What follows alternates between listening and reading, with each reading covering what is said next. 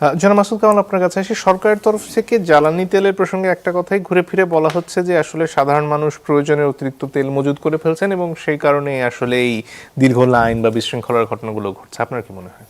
এটা আমার কাছে মনে হয় একদম খোরা যুক্তি। মানুষ মজুত করবে তেল, কোথায় করবে ভাই? মানে তেলের যে ক্রাইসিসটা, এটা মজুত যদি কেউ করে থাকে পাম্পলারাই করছে, পাম্পলারাই বিক্রি করতেছে না। সরকারের কথা বলে আমার কাছে অদ্ভুত লাগে। সরকারের মন্ত্রী বলতেছেন প্রচুর তেল আছে, আপনার প্যানিকড হবেন না। তো প্রচুর তেল আছে, এটা ওনার কথায় কি মানুষ আতঙ্কগ্রস্ত হবে না?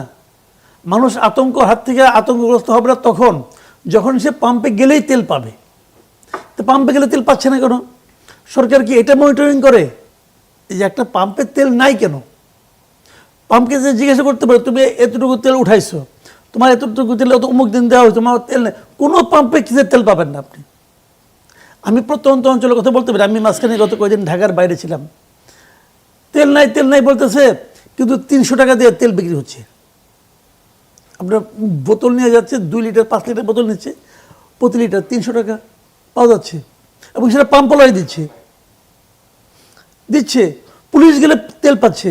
আমার এক পরিচিত ব্যক্তি, উনি তেল পাচ্ছে না, উনি পুলিশের এক কর্মকর্তাকে ফোন দিছে, সে তেল পাইছে। তাহলে কীভাবে হলো ভাই ঘটনা? তেল নাই নাকি সাধারণ মানুষের ক্ষমতা নাই? সাধারণ মানুষ যে তেল ব্যবসায়ী ঘাড়ে ধরতে পারছে না, তেল আছে, তেল পর্যাপ্ত আছে। এই ক্রাইসিসটা ক্রিয়েট করা হচ্ছে আমি মনে করি, এবং সেটা ক্রিয়েটের জন্য মূল দায়ী হলো এই সরকারের জ্বালানি মন্ত্রী। মূল দায়ী এই ক্রাইসিসটা উনি তৈরি করছেন এভাবে। উনি শুরুতে এটা রেশনিং করে দিয়েছেন। যখন উনি রেশনিংয়ের ঘোষণাটা দিলেন, ওই সময় থেকে ক্রাইসিসটা উনি শুরু করে দিলেন। তারপরে তো তুলেও নিলেন। তারপরে লাভ কি? মানুষের মতো আতঙ্ক চলেই গেল, আতঙ্ক তো থাকতেই থাকলো। এখন মানুষ যখন কোনো পাম্পে যায়, গাড়ি নিয়ে যায়, বাইক নিয়ে যায়, সবাই এখন ট্যাঙ্কি ফুল করে। তাদের প্রথম আবদার ট্যাঙ্কি ফুল করে দাও। ওরা বলে 500 টাকার উপরে দেবো না, গাড়িকে বলে 500 টাকার উপরে দেবো না, ইয়েকে বলে যে 2 লিটারের বেশি দেবো না। ওরা এখন রেশনিং করে। এই রেশনিং কিন্তু সরকার রেশনিং উঠাই নিছে। এখন সরকারকে আপনি জিজ্ঞাসা করেন, তুমি যে রেশনিং উঠাই নিলা, তাহলে তেল পাচ্ছি না কেন? সরকার এগুলো জবাব দিচ্ছে।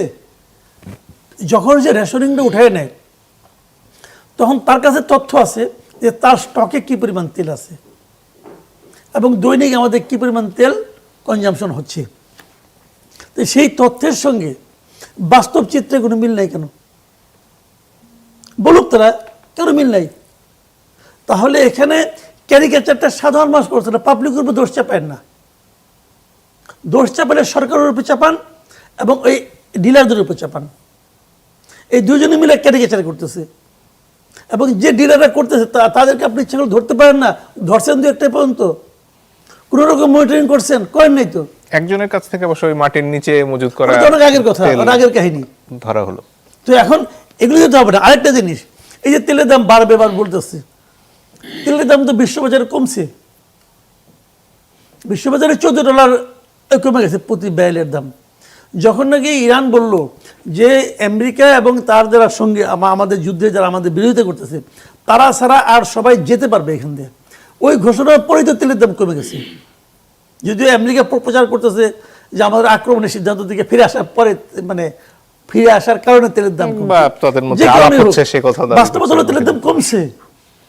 যখন তেলের দাম $14 ব্যারেল প্রতি কমলো, তখন আমাদের সরকার মাঝখান থেকে, সরকার তো না, এই বিপিসি যারা আছে এরা বুদ্ধি দেয় মাঝে মাঝে, স্যার এটা একটা সময় ছিল লাভ করার, এখন লাভ করার তোমার, তাই তো লাভের সময় তো চলে যাচ্ছে, এখন দাম বাড়বে ঘোষণা দিচ্ছে। যে লোকটা ঘোষণা দেয়, মির্জা ফখরুদ্দিন যেই দিক যে ঘোষণা দেয়, সে টের পায় এই ঘোষণার আফটার ইফেক্ট কী হবে। তাদের তো এগুলো কোনো চিন্তা ভাবনা নাই। ওনাকে ঘোষণা দিতে হয় কারণ উনি তো হলো কি আপনার স্থানীয় সরকার। আমাদের দেশটা হচ্ছে অদ্ভুতভাবে, বুঝছেন, এখন সত্যি কথা বলবো যে সরকার মাত্র ক্ষমতায় আসছে, এখন উল্টাপাল্টা বলতেছি। আপনার স্বরাষ্ট্রমন্ত্রী দেয় হলো আইনগত ব্যাখ্যা, তাহলে আইনমন্ত্রী এটা কী করতে রাখছে ওখানে? এই যে আইনগত যত ব্যাখ্যা আছে, জুলাই সনদ মনদ যা কিছু আলোচনা হচ্ছে, আইনমন্ত্রী কিন্তু কিচ্ছু বলে না। তার মানে উনি আইনমন্ত্রী হওয়ার যোগ্য না, ওরা ডেপুটি বানিয়ে দেন, অথবা আবার পাঠায় দেন সে এই অ্যাটর্নি জেনারেল করে দেন। ওনারা আপনি কেন রাখছেন রে ভাই?